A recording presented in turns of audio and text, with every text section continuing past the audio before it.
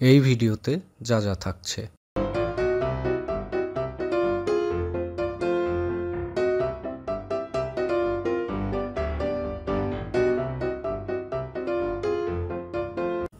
আসসালামু আলাইকুম, কী অবস্থা সবার?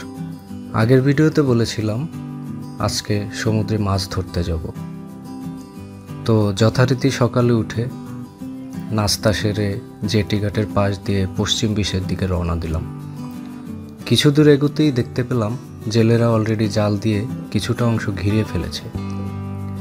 এবার জালের দুপাশের রশি ধরে জাল কিনারায় টেনে তুলতে হবে। জালের মাঝের অংশে যে মাছগুলো অবস্থান করছে সেগুলোই জালের সাথে তুলে আনা হবে, এজন্যই এটাকে বলা হয় টানা জাল। জালের দড়ি ধরার আগ পর্যন্ত আমাদের কোনো আইডিয়াই ছিল না যে এই কাজটা কতটা পরিশ্রমের। জালের এক এক পাশে প্রথম দিকে 2 থেকে 3 জন মিলে এবং শেষের দিকে 4 থেকে 5 জন মিলে টানতে হয়। জাল বিচের কাছাকাছি চলে আসলে পানির স্রোত ও ঢেউয়ের কারণে আরও ভারী হয়ে যায়। তখন এক এক পাশে 3 থেকে 5 জন মিলে জাল টানতে হয়। জাল কাছাকাছি আসলেই দেখা যায় কোরাল, ছুরি ও রূপালি চুপচাঁদার লাফালাফি।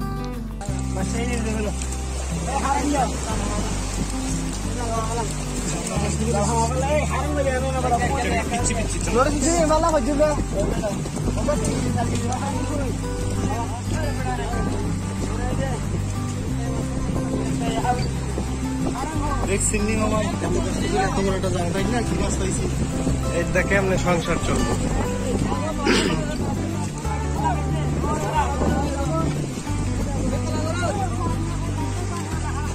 ও আজ জালে 2টা পুটকা মাছও ধরা পড়েছে।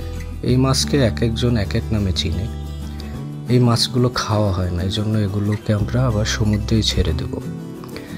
দ্বীপের এক জেলে আমাদের দেখাচ্ছিলেন এই মাছের মাথার উপরের একটা নির্দিষ্ট জায়গায় চেপে ধরলে এই মাছগুলো কিভাবে ফুলে যায়।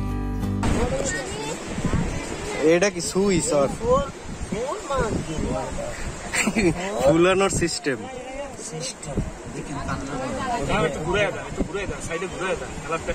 ফুলছে মামা সেই ওই জায়গায় হয়েছে সুইচ, বুঝছো মামা? সুইচ দিলেই ফোলে।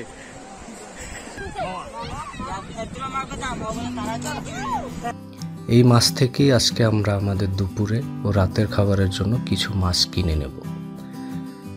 এই ছিল আমাদের সেন্ট মার্টিন দ্বীপে মাছ ধরার অভিজ্ঞতা। পরে প্ল্যান আছে মাছ সমুদ্রে ট্রলারে করে বড়শি দিয়ে মাছ ধরা, যার ভিডিও আসছে পরের ব্লগে। বিদায় নিচ্ছি, আল্লাহ হাফেজ।